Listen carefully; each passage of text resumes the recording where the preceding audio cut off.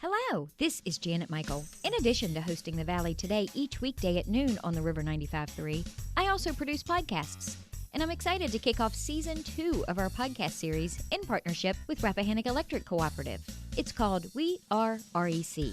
Every week we'll release a new episode talking to different people from REC about a host of different topics. We'll get tips for saving money on your electric bill. We'll talk about renewable energy and the impact it can have in our communities. We'll get some behind-the-scenes info about what happens when the power goes out in a storm. Don't miss out on information about community grants, scholarships, REC-hosted events, and more. Get every single episode on our website at theriver953.com under the podcast tab, or you can subscribe for free in Apple Podcasts, Google Podcasts, or on Spotify. Just do a quick search for We Are REC.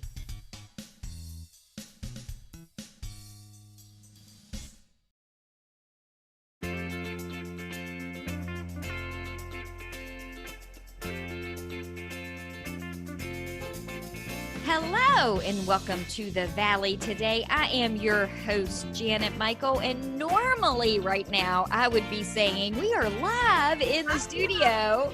However, we are not live today. Wah, wah. We are sharing a Zoom screen with Niki from the Front Royal Warren County Chamber of Commerce for the Valley Business Today. And it's weird, Niki, you and I talk all of the time over Zoom. We have chamber events over Zoom. We're probably on Zoom 3 times more than we're in person anyway. But this seems weird to be doing the radio show over Zoom instead of in the studio. It is so strange. I was thinking the exact same thing. This feels very weird, but I'm glad we can do it. Well, and nothing's going to stop us. I mean, we got stuff going on in each of our own little counties that have prevented us from being able to come together in the studio. But that doesn't mean that everything else has stopped, because right before we started recording, I said, so what do you have today? And good Lord, your list is 5 or 6 deep of things that are going on, which isn't at all surprising to me. But things are moving forward to a certain degree, right? Right. Yeah. First, let me apologize for the dog that you just saw in the background. He'll probably move around several times, and he may bark a couple of times. So let me apologize first for that. So, I guess that's a blessing that, there are things, because March and April, where all we were talking about was COVID, and that, there weren't a lot of events and there weren't a lot of things happening. So I'm thankful, that we do have some things that are moving, and, I'm hoping that we'll be able to do more in-person things and, in the very near future. Hopefully things will get as back to normal as they can, or whatever that new normal is. I dislike using that term because I dislike hearing it, but, I think, we will be affected in many ways moving forward.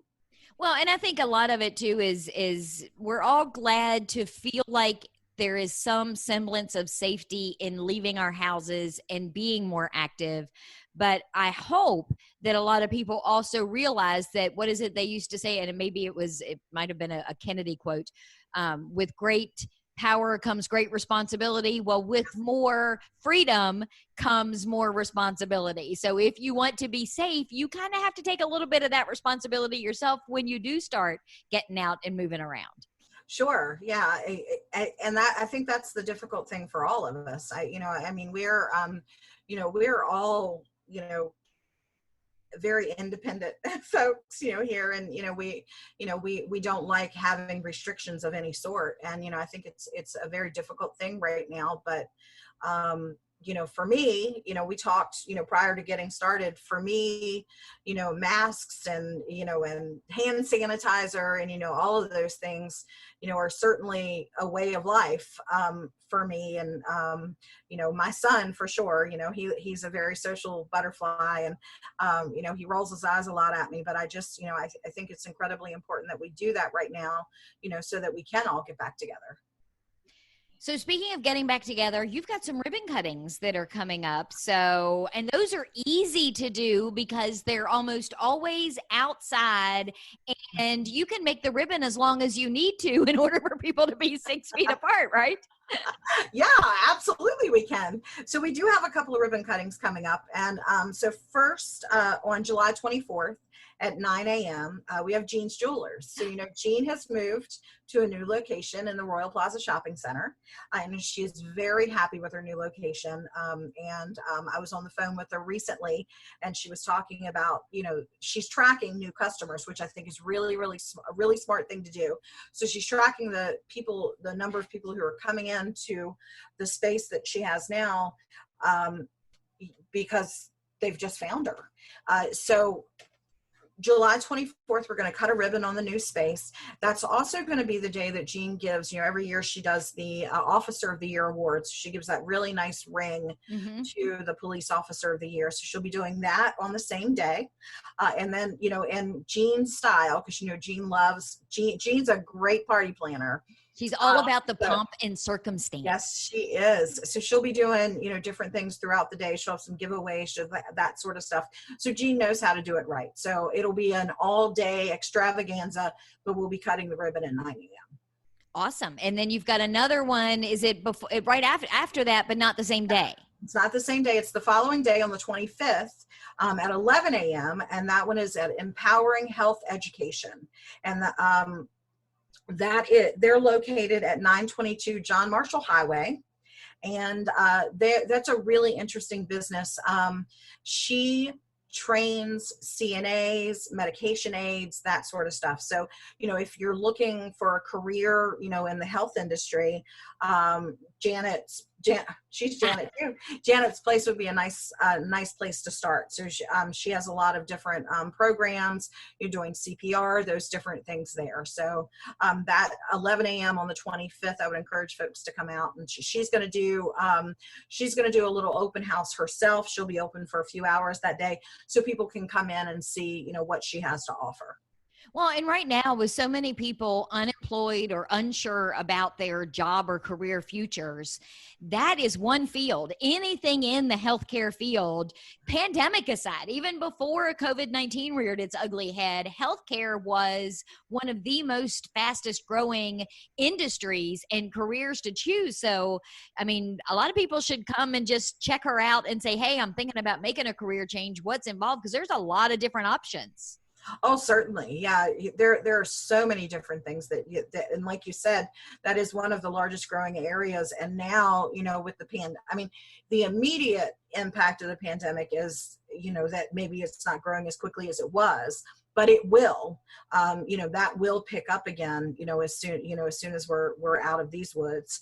So you're absolutely right. I think, starting there is a really good place, because the vast majority of people who are nurses, that sort of stuff, started as CNAs, medication aides, those sorts of things.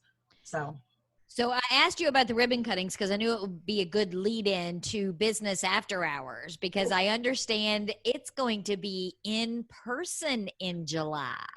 Yes. Fingers crossed. We're going to get to meet in person. And now it's going to be a bit of a hybrid of what we normally do, because, our business after hours is normally the fourth Tuesday of the month. But rather than do that, we're going to kind of dip our toes in the pool instead of diving off the diving board, so to speak. And Shenandoah Valley Golf Club was scheduled to host the July Business After Hours. So they have been, since, I guess probably 6 weeks or so now, they've been doing Fire Pit Fridays. And so at Fire Pit Fridays, they have the grill going. They have live entertainment, and then of course everybody can social distance, bring their chairs, sit outside, listen to the music, get stuff off the grill. It's a really nice, fun thing to do on Friday evenings. So we're going to have business after hours on the evening of July 24th. So you come and cut the ribbon at Jean's in the morning, and then in the evening, grab your employees, grab your family, your friends, come on out to Fire Pit Friday at Shenandoah Valley Golf Club. We'll have announcements and stuff, around 5:30. The music starts at 6 o'clock. Just so happens that chamber member Ryan Jewell is the scheduled entertainment for that evening. So that'll be fun.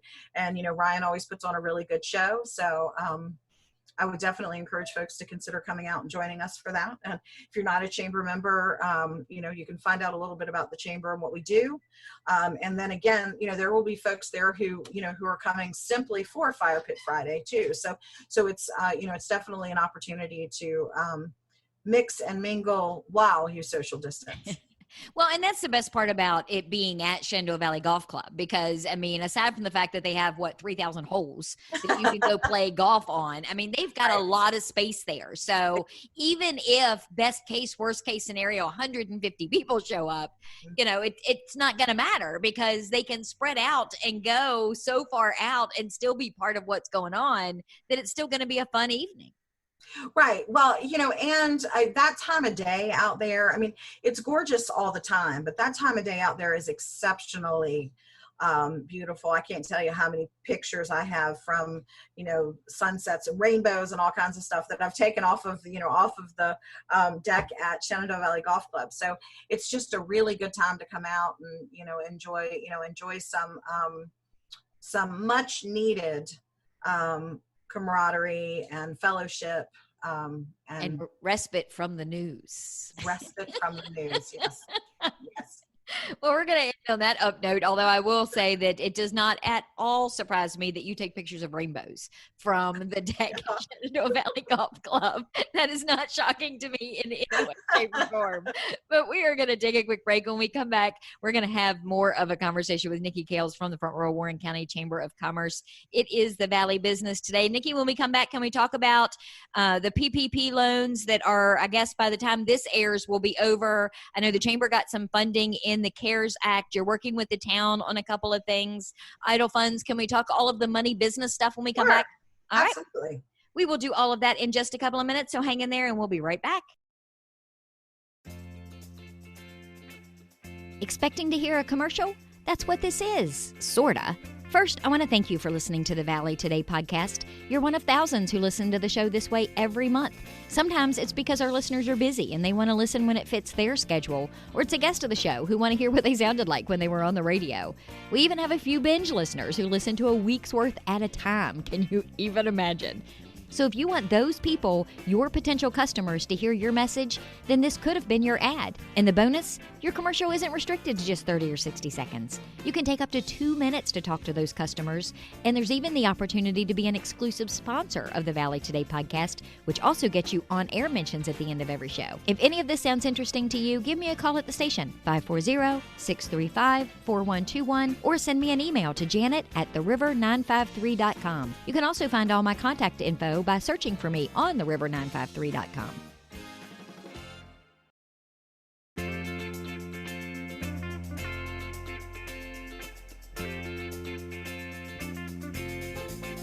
Welcome back to the Valley Today. I am your host, Janet Michael. We are pre-recording our conversation today over Zoom with Niki Kales from the Front Royal Warren County Chamber of Commerce.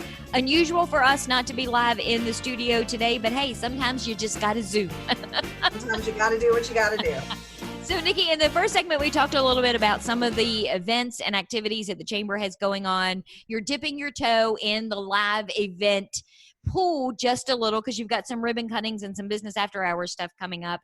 But right now it seems like from a getting out in public perspective, and even to a certain degree an economic perspective, things are rolling forward. I mean, well, and you host the coffee break conversations that we've been having for quite some time now on Friday mornings on Zoom through the Chamber. And Jim Martin is always part of those. And he, of course, is with SCORE.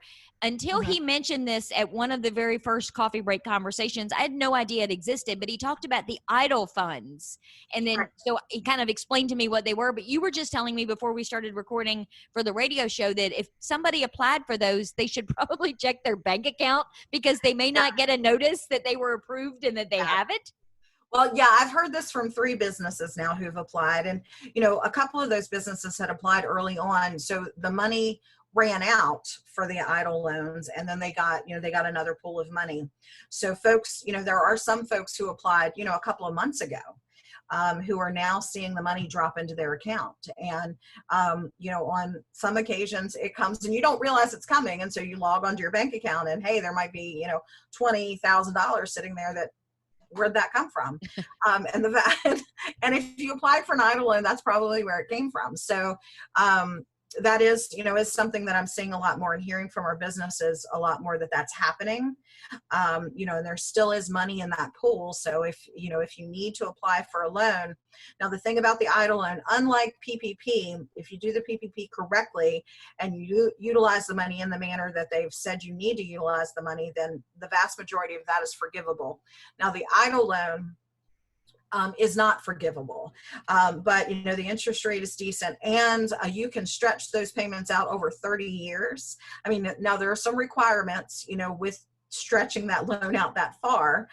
So it may not be something that you necessarily want to do, but you can. And also there's an advance. So like if you apply, depending on the number of employees you have, up to 10, you could potentially get an advance of $1,000 for each of those employees. That advance is forgivable, but the loan or the EIDL loan itself is not forgivable. So that's a little bit of the difference between the PPP and EIDL. But the EIDL, you can still apply for EIDL loans currently. And you're working on, you're pulling in some of your resources and working on putting some things together that will help kind of educate people to what they are and all of that sort of thing. You're working on putting some of those kinds of things together now, right? Well, yeah, because one of the things that, I've encountered, with talking to business owners recently, so a lot of folks, got the PPP and it got them through, through the most difficult time during the shutdown. And a lot of folks now, businesses are open back up and revenue is coming in. It may not be to the level that it would normally be this time of year. However, revenue is coming in and maybe they're covering all of their bills, that sort of stuff. And then they get this drop of EIDL money. And so, what should you do? How should, how should you best utilize that money? Should you spend it at all? What should you do? So those are some of the conversations that we want to have with folks, from SCORE, with Jim from SCORE, and, some folks from the Small Business Development Center, that sort of stuff. Give folks tools to help them, make really good decisions with that money. Because as we've talked about, we don't know, what's going to happen moving forward. They're talking about, the cases of coronavirus going up. We don't know if that's going to, impact us, from a business perspective, we don't know how that's going to impact us. So maybe doing some proper planning on, how to best utilize those funds. So we are looking to put some of that together. Well, and I know we talked several times early on about the PPP loans and the fact that chambers as an organization were exempt. Yes. You couldn't apply. It wasn't, there was no place for you to be able to go and get any kind of money to be able to keep chambers afloat. However, the CARES Act in general did provide from the federal government to localities money for them to do other things. And because of that CARES Act, the chamber has gotten some funding from the town and the county. Can you explain to me how that all works? Sure, of course. So the county received an allocation from the federal government for the CARES Act, which was about, I think it was like $3.6 million somewhere. Don't hold me to that exact figure. And so what the county does is they worked with the town, and the county came together to determine, how that money would be split for town and county use. So they based it on population and essentially used a fair funding formula based on, the county's population, which is over 60%, the town's population, which is at about 28%. So, both governing bodies were satisfied with that arrangement. So prior to the CARES Act money coming in, we had submitted a request to both the town and the county to consider funding the chamber, because as you mentioned, we were not eligible for PPP. We also had to cancel our largest fundraisers, the Wine and Craft Festival, our annual dinner, golf tournament. Yeah. And smaller events along the way that we just can't have currently. We're hoping to be able to circle back around and have a few of those. We just don't know what that looks like right now. but so we had submitted a letter to both of those, and it just happened that the CARES Act funding came down around the same time. And there's a number of things that the localities can do with the CARES Act funding, but it's designed specifically for these sorts of things. So, grants to small businesses, to help businesses that have been directly impacted and affected by COVID-19. And so, like many of our businesses locally and all over the country, the chamber has certainly been impacted by COVID. So we were able to secure that funding, and we're really thankful to the town and county for looking out for us and helping us through a really difficult time. Well, and hopefully by the time all of this shakes out, you won't need to go back a second time. Hopefully all of us, businesses, everybody can get through whatever we need to get through right now, start fresh and go full steam ahead. And that's part of something else that you're working on with the town is there is the potential in the future of grants coming from the town for some small businesses. Yes, we are actually working with the town of Front Royal right now on a program that could potentially provide grants, forgivable grants. So not loans, but grants from the CARES Act fund to help businesses that have been impacted by COVID-19. So I would tell folks to look out for more information on that, in the coming weeks, probably mid to late July. There should be some information out there about that. And so we're excited to be a part of that and to assist businesses, in continuing to thrive during a really difficult time. And we talked for a minute or two in the first segment when we were talking about the ribbon cuttings and the one ribbon cutting that you have with Janet Poe and jobs and what she does. You've got a regional job fair coming up. It's in August. Yeah. It's going to be, it is truly regional. So you don't have to live or want to work here to be able to participate in that. Right. So last week we had a job fair, that was, just Warren County, with Dr. Dave and Virginia Career Works, the Virginia Employment Commission.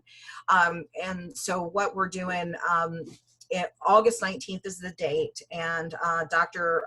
Dave Miles, with Dr. Dave's leadership, sort of spearheads these events with Ashley from Virginia Career Works. And so they've pulled the chambers in the region, so us, the Shenandoah County Chamber, and the Top of Virginia Regional Chamber, and we're all going to work together on putting on a large-scale event for job seekers and businesses that have open positions in the region coming up in August. And that's going to be virtual, so that makes it even easier for anybody to attend one way or the other. Mm-hmm.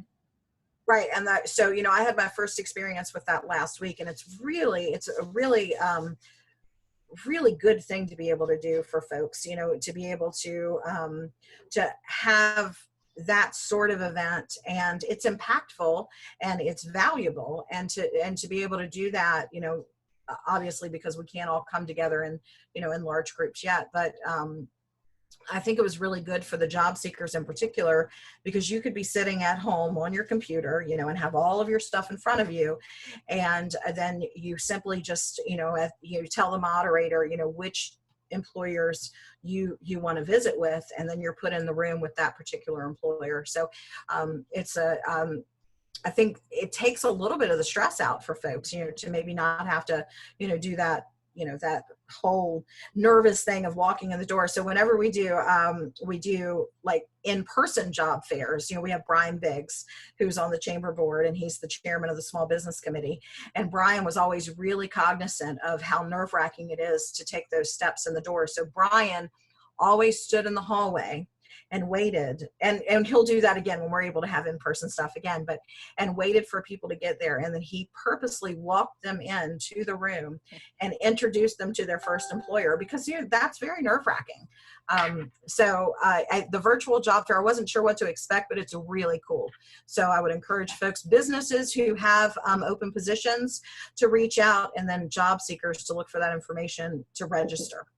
I think it's awesome to be able to do it virtually. You don't have to get in your car and drive anywhere. You can knock out 3 or 4 places in one afternoon that you wouldn't be able to do if you were doing it physically. And you only got to have nice clothes from the shoulders up. Stop up, right? Yeah.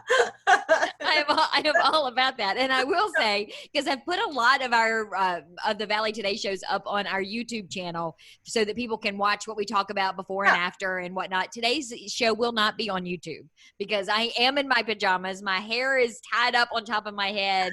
Nikki is sitting in a dark room. There will be no YouTube video footage of today's show. Right.